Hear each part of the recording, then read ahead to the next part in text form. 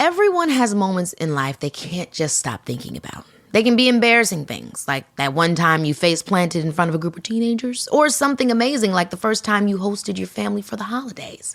And on Baby, This is Keke Palmer, hosted by me, Keke Palmer, and presented by BMW, we know to savor the good memories and let go of the bad.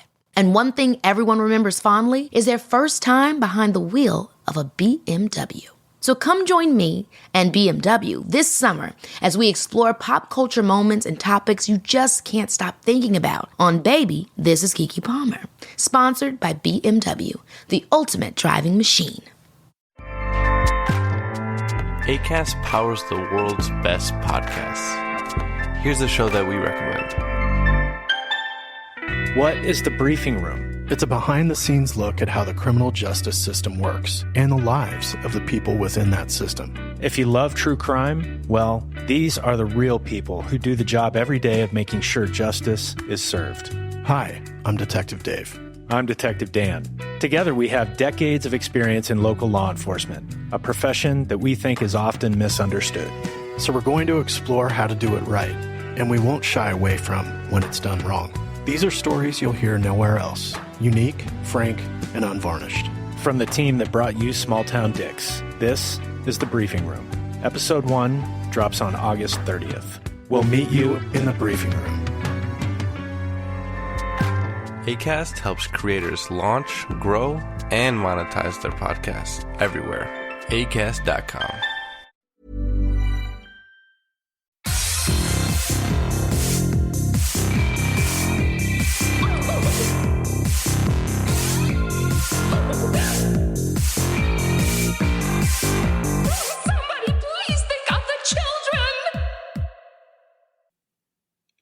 And welcome back to Little Cuts, our weekly mini-sode where we dig into the things that we've been watching recently. I'm Terry. And I'm Mary Beth.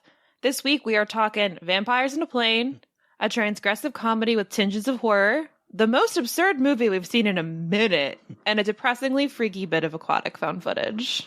Yeah. But before we do get to that, we're going to take a brief hiatus, listeners. Yeah. So we had 100 episodes this week, which is so fucking cool. Yeah. Like, it's wild. 100 episodes. Like, I know Terry tweeted this, but like, I never thought that we'd get to this point and get to talk to as many cool people as we have. And like, we have a commentary on paranormal activity. Like, what the fuck? I know. So, and we've also been going through a couple life changes on both of our ends. And I think we just are going to take a couple weeks to recharge and come back for our 2-year anniversary. Yeah. Which is also crazy. It's so bonkers. It's so bonkers. And so one of the things that we are going to do is I think we're going to attempt to try to do this live recording. You'll hear more about this probably next week, but we're going to try to test something with this newfound footage. Oh my God, did I just say that?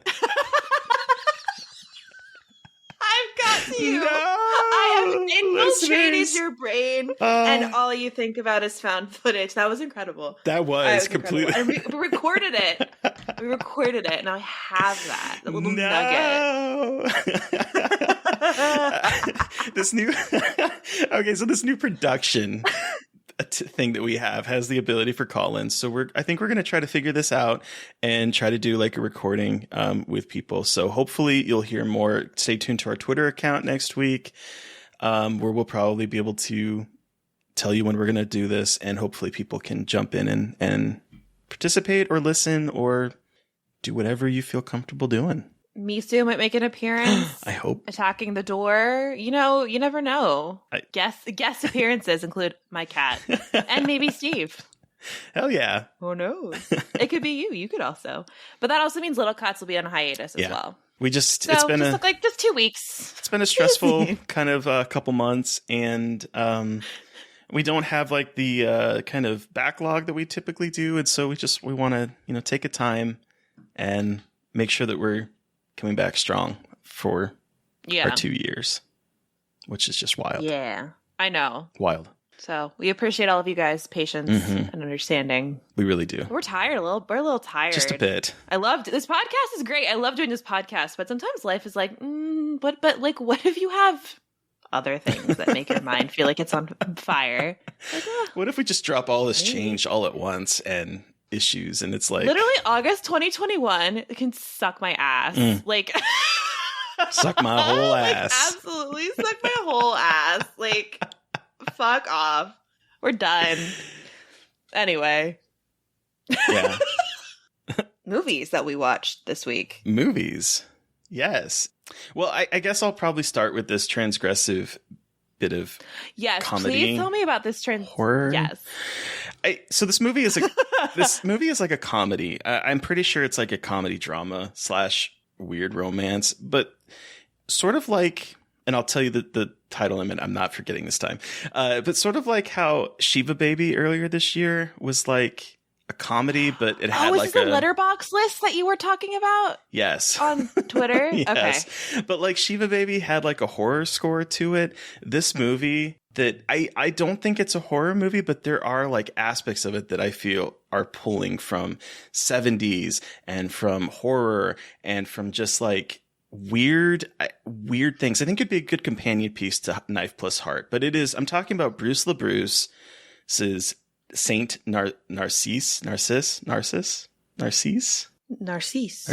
I think it's French, so I'm thinking it's Narcisse, which is this. Oh wow, that cover poster is just a fucking crotch and a dick. That is how the movie opens, with this long trolling shot of this man in these black pants and this leather belt and like leather jean jacket as he is sitting in a laundromat waiting for his laundry to be done, and all of a sudden he and the woman sitting next to him decide to start fucking in front of everyone. And it's like a dream in his mind, but like when he's watching in the crowd, he sees himself in the crowd watching in. And so there's like this tinge of horror here where he's like, who is this person he's seeing? He discovers quickly that his mother, who he thought is dead, has been living in a remote cabin in the woods as like potentially like a witch. Like everyone in the town thinks that she's a witch and that she has this young woman living with her that is eternal and not aging. And he goes there and then also discovers that he might have a twin brother, and they are in love with each other. You just threw a lot at me. But that's okay. I respect it, and I do want to see it. Because I'm looking at it, and it seems like this director is known for doing kind of like transgressive, kinky cinema, right? Yeah, so Bruce LaBruce is a queer horror director. Well, queer, not horror. I love his name. I love their name, by the way. Yes. Bruce LaBruce. Incredible. So he's done a couple horror movies, but like he's an independent queer director, avant-garde stuff. I haven't seen too many of his things. I think the only movie of his that I've seen is from 2008. It was called Otto, or Up with Dead People. And I think it's about like zombies fucking. Oh, his movies are, he's aggressively, the fuck was that? I don't know. Goes. He's aggressively like anti-establishment, and he wants he makes queer films that aren't towing the more, heteronormative line of like the kind of Call Me by Your Names, or like the sort of like sweeping romances that happen to be gay people. He likes sad gay romances where people are like, oh, pining over each other, and it's sad at the end, and they're all dead or broken up. He makes a lot of like confronting and like queer, as in we are focusing on the very, very queer, the very anti-straight, the very anti-hetero establishment, the very anti all of that kind of thing. That's the kind of films that he makes. And this movie, even though it is very transgressive in that it is about a man who falls in love with his brother, his twin brother, and there's like some aspects of it that's like takes place in the 70s, and he, like today, takes a lot of selfies with a Polaroid. So there's like some stuff in there about like, the narcissist, the idea of like being obsessed with yourself, and in this case, wanting to fuck yourself. So there's like that aspect of it. But even though it is incredibly transgressive in that way and very like uncomfortable. It is probably his most accessible film that I've seen. It's gorgeously shot.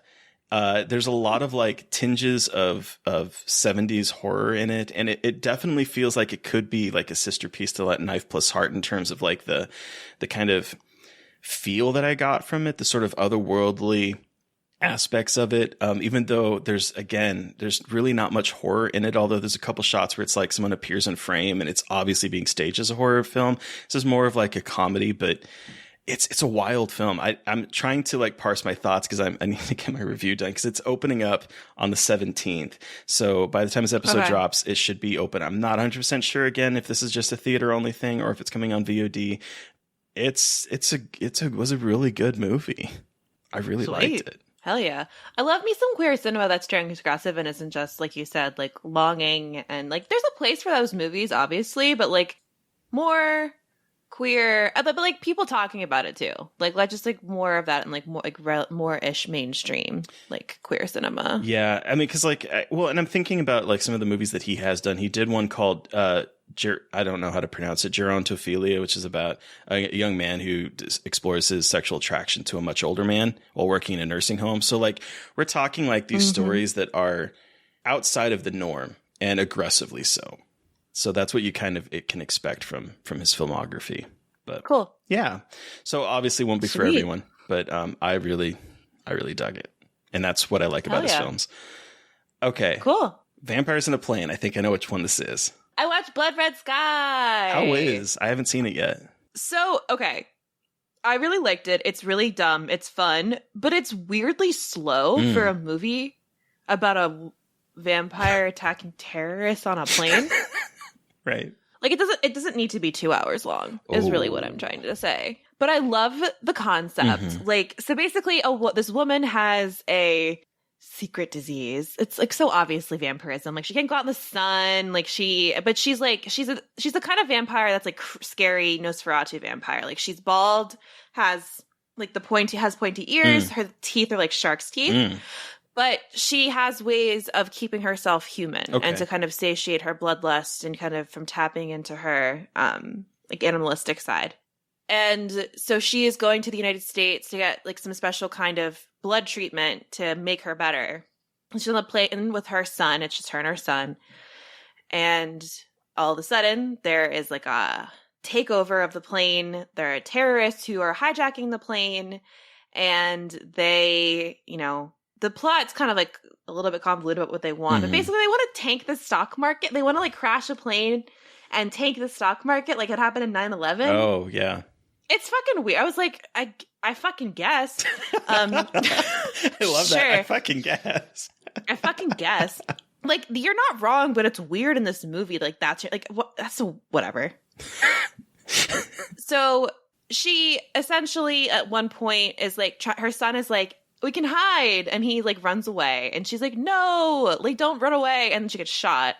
And then she gets back up. And it's like, oh, bitch, she's a vampire. We already knew. and like what ensues is her like how they use the plane is pretty cool because it's a plane, it's pretty confined space, right? But the way they use like the main cabin and then below the cargo space and bathrooms and stuff is really interesting. She basically just like starts kicking ass. But what's great about the movie is that like it's not just her kicking ass, it's her like trying to figure out how like should she go full vampire, should she not. I think it's dumb, but it's fun. I think that there are some parts of it that could have easily been cut that didn't really need.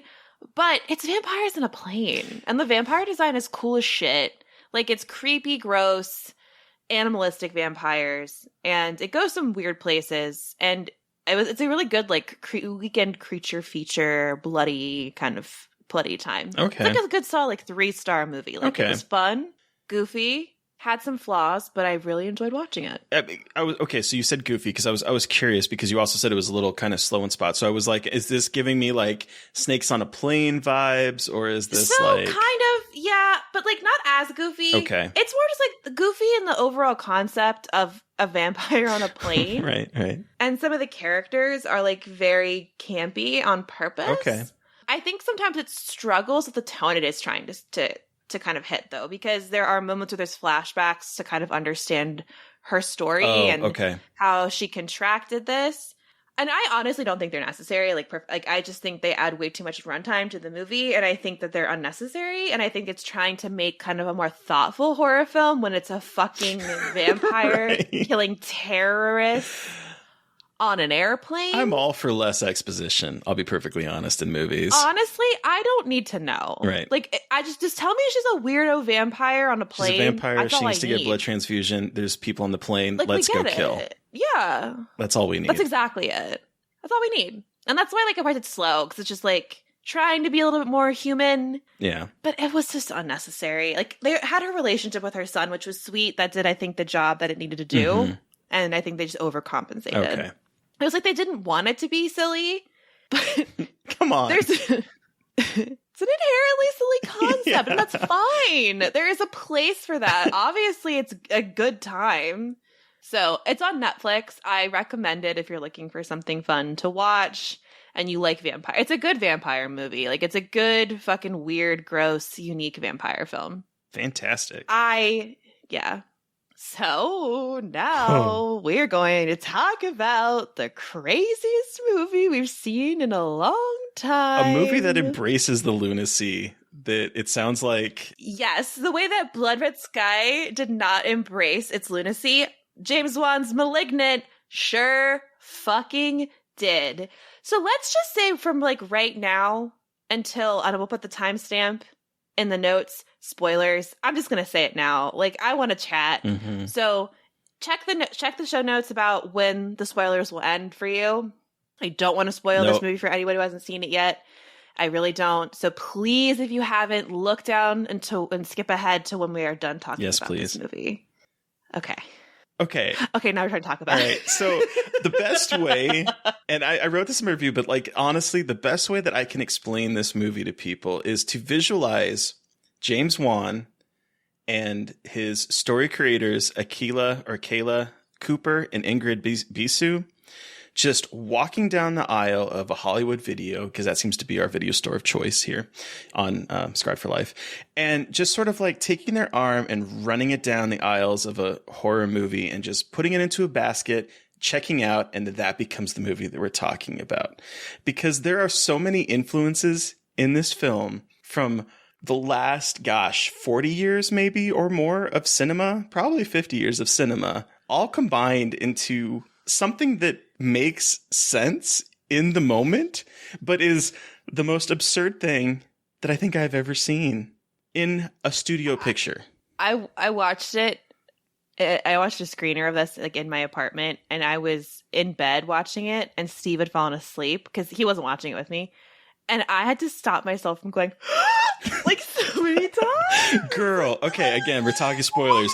The moment the mother falls through the ceiling of her house, I literally went, what the fuck? I was like, this is incredible. I was like, this is the best movie I've ever seen. When like that bitch falls through the ceiling, like she saws herself, she's like tied to the beam. She's not even like tied up sitting down. She's tied to the beams of the ceiling at a slope. And she cuts herself down and she just fucking collapses. And everyone's like the cop is there. Like the cops are there. And I was gagged, gooped, and spooked. Like, I was like, yeah. The fuck? So, okay. This movie is incredible. And I know that there are haters. Oh. And you know what? If you don't like this movie, I get it. Like, it's a lot. I was not convinced at first. I will be completely honest. Like the beginning, I was like, this acting is fucking garbage. Like I was like, is this a joke? Like, is someone fucking with me?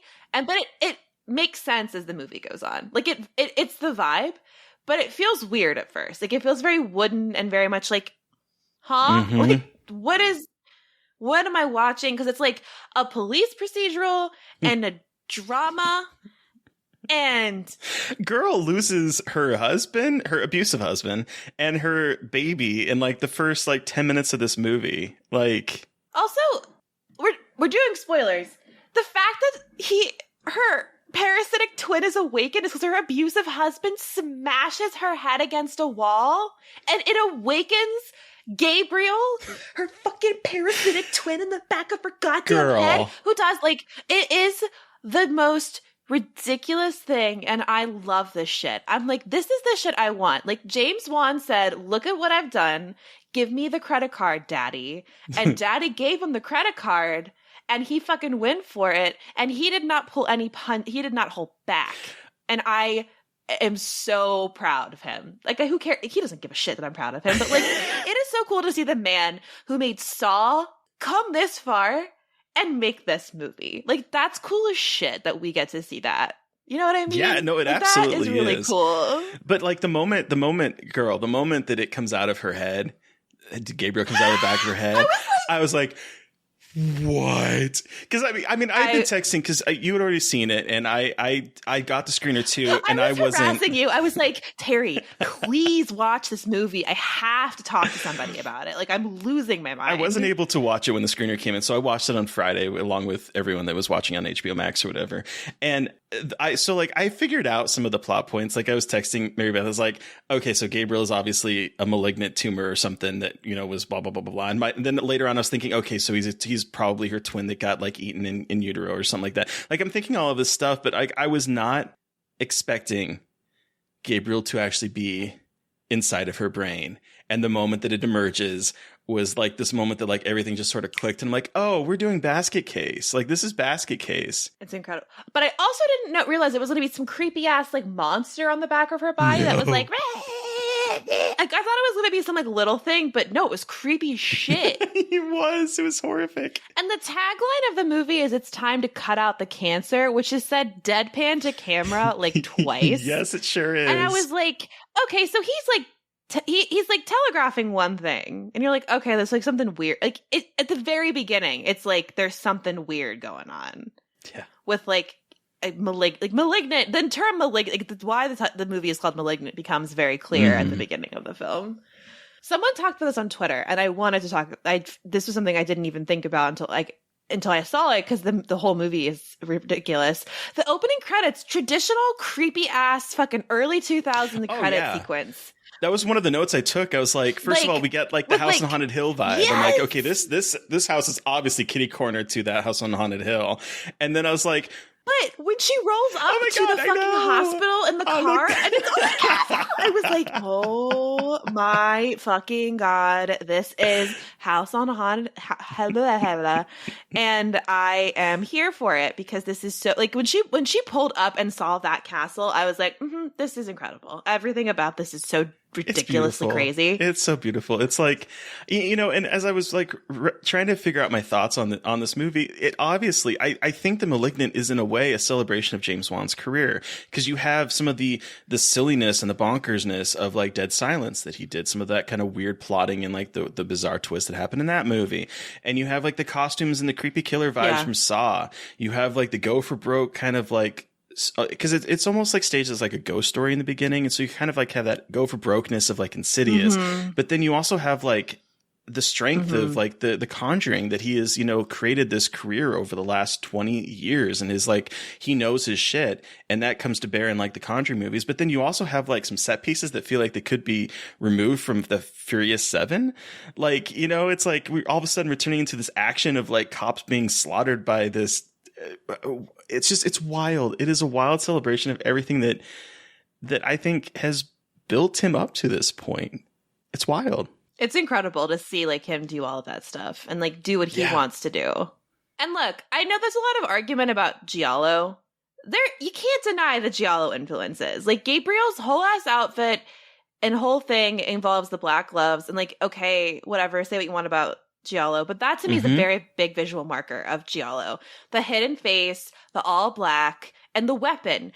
There's so much concentration on Gabriel's weapon, which is a trophy that one of the surgeons that performed on him won. He kills the surgeon and then takes part of the trophy and turns it into this crazy ass knife, which is cool as hell. And there's a callback to Insidious when Gabriel is like sharpening it, and there's that kind of at the end with the demon in Insidious when he's sharpening his claws. There's a moment like that in Malignant where he's sharpening the knife. Those two moments like might not be huge Giallo things, but like Juan has said, it's Giallo inspired. And Look like, at it. I mean, yeah. plot perspective. Okay, we have a police procedural. That's in a lot of giallo films, particularly of the 70s, the ones that we went through. You have the supernatural elements that Dario Argento would pursue later on with like Phenomena. Like there's a lot of Phenomena vibes in this movie for me, which again takes the supernatural and giallo and smashes it together. You have a person who witnesses a crime but is unable to understand the significance of it, which is a huge plot point in a lot of giallos, particularly Dario Argento's. I'm thinking like Tenebrae. I'm thinking Deep Red. I'm thinking all these things where you have a protagonist who is innocent but gets roped into something because they see something and they don't understand the significance. Again, here, literally, she's roped into it and she doesn't understand the significance that she is seeing herself killing these people because she's on the twins' back. Like, these are all giallo plot points. They are just warped up into this weird amalgamation of everything. This is a giallo film. I'm sorry. Every single plot point that hits in a giallo is hitting in here. Yes, it probably skews more toward the later career of Dario Argento in like the 80s with Phenomena and whatnot. But this is a giallo film. I'm gonna put my feet down on it. I 100% agree with you. I saw that. And it's not just the red, everybody. Like, I know we're all like, oh, everyone thinks giallo is just the red. No, that is not what we're saying. There is the red and it's great. But like you explained, all that stuff, some of the visual aesthetics, and like you said, the person roped into it, but also she's trying, a lot of the other things in giallo is that person trying to solve the crime themselves, like without the cop and being like, oh, I'm going to solve the case. And like her sister does that. And so, yeah, there's a lot of that in here. So there's a lot of that DNA, but also like people say, there's a lot of like early 2000s, Dark Castle vibes in it too. And I love that because we don't like, this is the kind of like this kind of mainstream bonkers ass movie is something we don't ever get. No. And like, this feels like a very hopeful moment where we're going to continue to hopefully get like, this will hopefully show people that like, there's an appetite for like people just going all out and not being afraid to just kind of fucking do what they want and hope for the best. Yeah, I hope so because we've talked a couple times on this podcast and on like Twitter about like how we've seen so many movies that are the sort of slow burn and whatnot. And I'm ready for something that is wild and fun. And that's what this movie delivered. It's just, it really fucking did. Bonkers. And like, they're definitely going to make 1 million of them. Probably like 1 million of these movies. But that's cool because Gabriel's fucking creepy as shit. Like the woman who did the movement for Gabriel, like the creepy spider walk, and like because Gabriel's in the back of her head, so she has to like walk forward but also walk backward at the same time, and the movement is super uncanny and creepy. Fucking kudos to that marketing team for being like, here's a supernatural movie. Psych, bitch, it's a parasitic twin movie, and you're just like, respect. Yeah. Respect. Please, well, hopefully you haven't listened to this and got things spoiled for you, but we warned. Spoilers are over, everybody. Also, please watch this movie. Please watch it. Yeah, it's really good. Okay, to take like a very sharp turn. Mary Beth, I wasn't prepared for how like depressing The Bay was on this rewatch, watching it in the year of our Lord 2021. Yeah. It's super nihilistic. It's really fucked. It made me really sad. I know. Like, I literally, all I remember about this was that it was found footage that is about these, I don't remember what they're called. Isopods? Is that what they are? Yeah, isopods. That burrow into people and eat out their tongue and then destroy them from the inside. And I just remember like specific sequences and I completely forgot about the rest of it. But man, this movie is depressing. Yeah, it fucking sucks. Like, in like a mental, emotional way. Yeah. Like, I think this is an incredible movie. So, for those of you unfamiliar with The Bay is a 2012 found footage movie directed by Barry Levinson. Like, pause of that. Hello. Which is weird. Yeah, what? Like, that's weird in its own right, that Barry Levinson, who directed Rain Man, Good Morning Vietnam, Bugsy, Sphere? I mean, Sphere makes a little bit more sense. It's aquatic, right? But Wag the Dog, Sleepers, Toys, Bugsy, Rain Man, Young Sherlock Holmes, which I love, which I think that's great. But like the fact that he is coming out in 2012 and making a found footage horror film, surprising. It's very surprising. So The Bay takes place in Maryland. On the eastern shore of Maryland, which is not, I don't live on the eastern shore. So I live on the western shore, I guess, of Maryland. We're connected by this Bay Bridge across Chesapeake Bay. And the eastern shore of Maryland is known for being very agricultural, very rural. There's a lot of farmland, and there's a lot of towns on the water. And so this town, Claridge, is it's a fictional town, but it looks like every like small eastern shore town that I know on the water, has one main street. It's tiny, and it's surrounded by corn and like nothing. And everyone's in the water. Like the water is life. Like everyone has a boat. Everyone's out in the water, especially in the summer. It's how they make like money. So it's pretty true to life in that regard. But in this movie, there is a camera crew. And is she a student? Why am I forgetting? She's a student. Yeah. Like an intern, or she's an intern or a student. And it's like she is sharing the story that she captured at this event when these parasites basically destroyed this town. So she's narrating it. So it's like, I guess like mockumentary-esque style where she's kind of narrating over the found footage that was being kind of held by the government, and she's like exposing the truth. Yeah, like years later looking back and kind of putting context to the things that we're seeing, which, by the way, it was bothering me for like the first, 10 minutes of the movie. I was like, her voice is so familiar, but I do not recognize her. That bitch is Heather Donahue, who was in You're the Worst, which is one of the best like 30-minute comedies that I've seen, television series.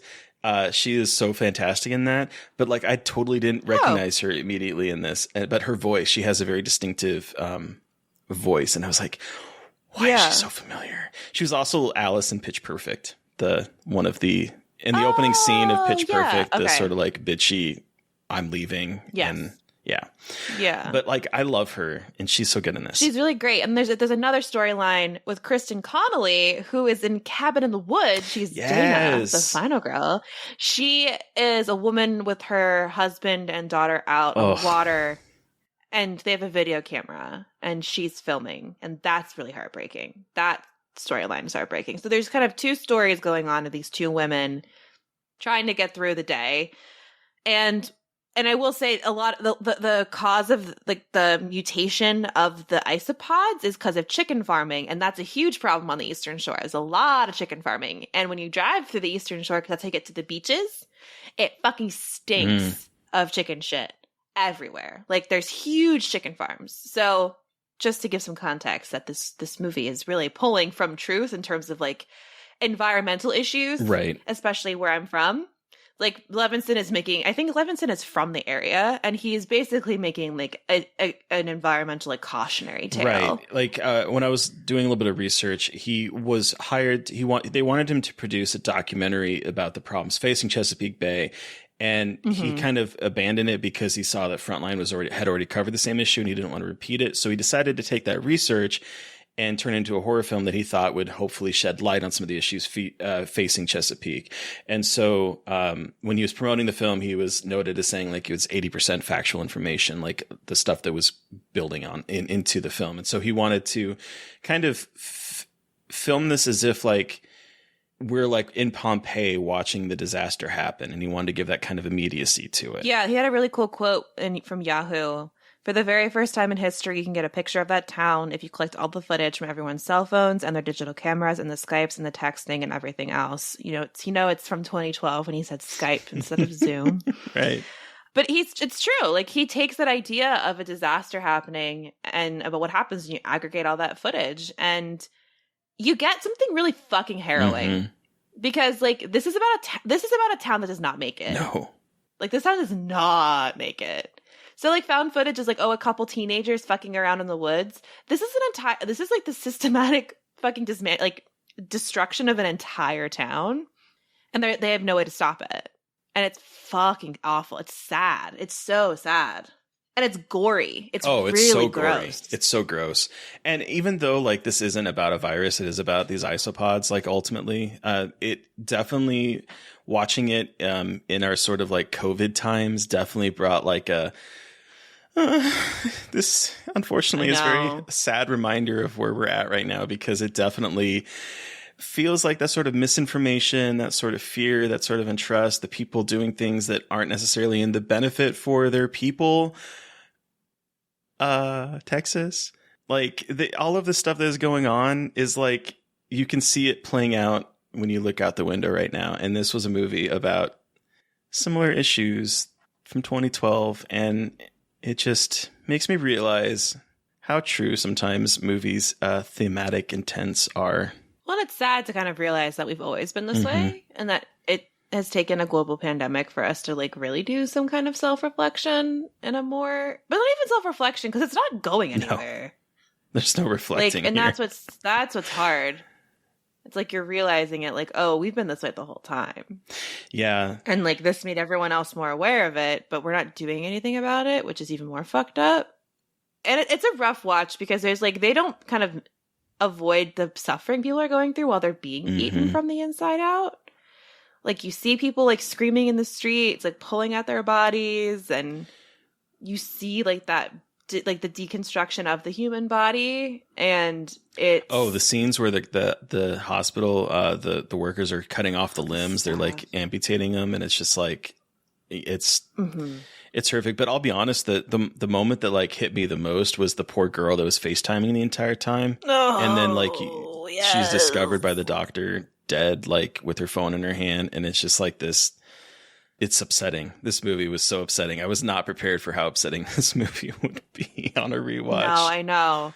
Because I just remembered like the creepy things from when I first saw it. Well, yeah, exactly. And like it kind of, you know, I found footage of it that kind of slides under the radar, and everyone's like, oh, gross, like creature feature. But it's like, no, actually, it's like a very emotionally intense film that uses gore to kind of punch you in the face and be like, hey, there are a lot of problems and like you need to pay attention to them. But it's not told in like a didactic kind of like preachy way. I think it's just very, very like realistic is the wrong word, but like it doesn't mince words basically. No. Like it's not here to kind of like placate the viewer. Barry Levinson's like, you're gonna fucking look at this and you're gonna feel like shit and you're gonna think about it. Well, and like this... you're gonna watch this woman watch her husband die while she has her baby with her, and you want to like cry the whole time because it's fucking horrible because they're a happy couple and he just went into the water and contracted it. Like it's just and it does what I think really good found footage can do by like, it made me forget that I was watching found footage. Like it made me think that at a couple points, particularly in the beginning, I was enwrapped in this as if I was watching a real documentary. Like it pulls you in and does such a good job of blurring that line between reality and fantasy that I think good found footage movies can really do. It also shows you the government doesn't give two shits because there's footage of like doctors in the town talking to like CDC officials. You realize how like these kinds of movies always make me think that like, and the crazies too, like these small towns are seen as so expendable. And it's a really weird question. Like, do you let this one town die so you can save everybody? Like, it's such a weird ethical question that I will never want to be in a position where I have to answer it. No. Like, absolutely fucking not. But it's fucking hard to think about, like, what's right, you know? And that's a heavy thing to think about that this movie puts on you. It's like, is this, like, what is the right thing to do? Right. And, you know, the right thing to do is, like, fucking fix all the horrific shit. But, like, when you can't, what happens and like what kind of decisions do you have to make and like what makes the most sense? And it's God. Anyway, it's very tragic. These movies just like get into my head, like in terms of that tragedy. And like I know this is not real, but like in my head I'm like, how many towns does this happen to? 'Cause, like, right. Not the Bay specifically, but like you know that there like there have been all of these issues. Like and something about Flint, Michigan. It's very different, but like they are still experiencing a water crisis. And like that in itself is its own fucking horror movie. And like these towns are being left on their own to like grapple with these horrific circumstances.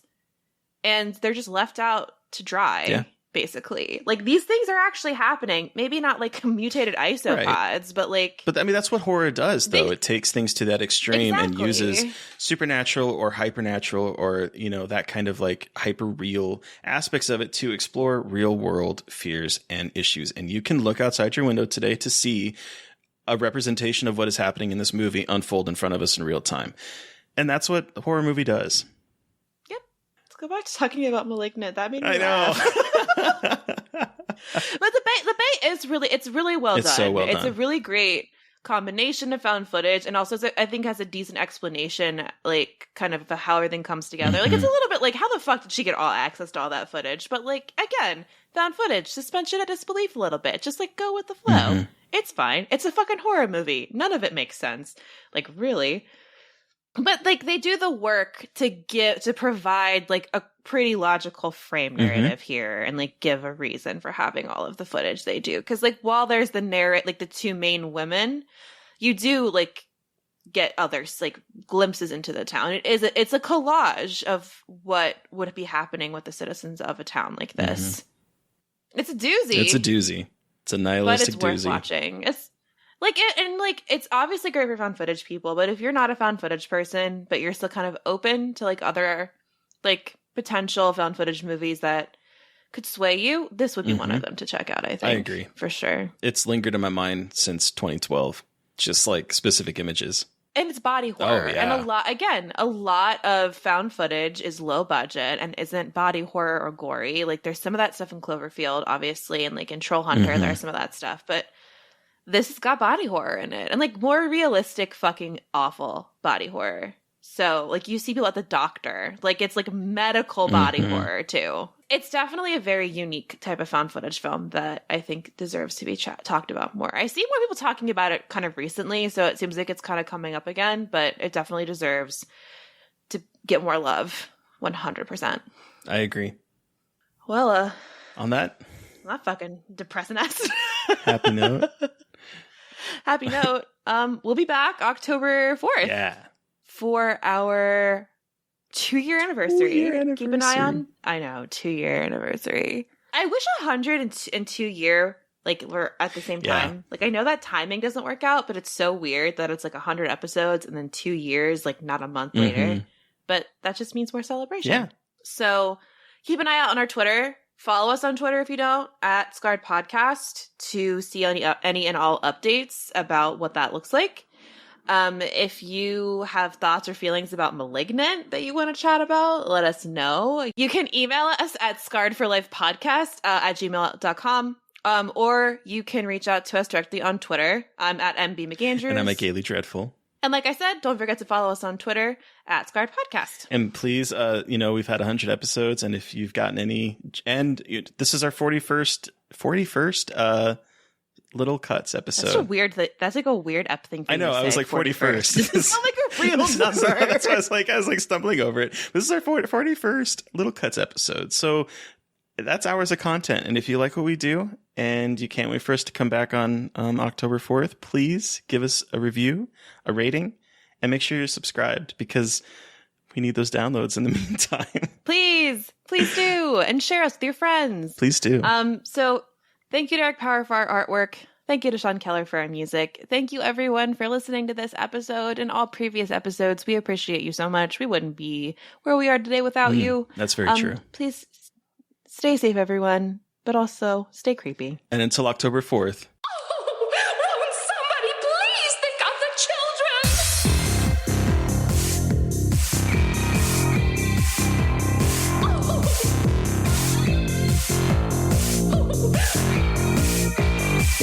Won't somebody please think of the children?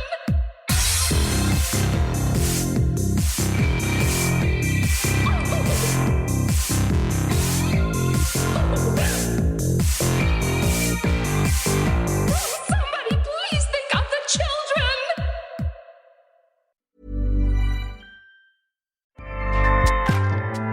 Acast powers the world's best podcasts. Here's a show that we recommend. What is the briefing room? It's a behind the scenes look at how the criminal justice system works and the lives of the people within that system. If you love true crime, well, these are the real people who do the job every day of making sure justice is served. Hi, I'm Detective Dave. I'm Detective Dan. Together, we have decades of experience in local law enforcement, a profession that we think is often misunderstood. So we're going to explore how to do it right, and we won't shy away from when it's done wrong. These are stories you'll hear nowhere else. Unique, frank, and unvarnished. From the team that brought you Small Town Dicks, this is The Briefing Room. Episode 1 drops on August 30th. We'll meet you in the briefing room. Acast helps creators launch, grow, and monetize their podcasts everywhere. Acast.com.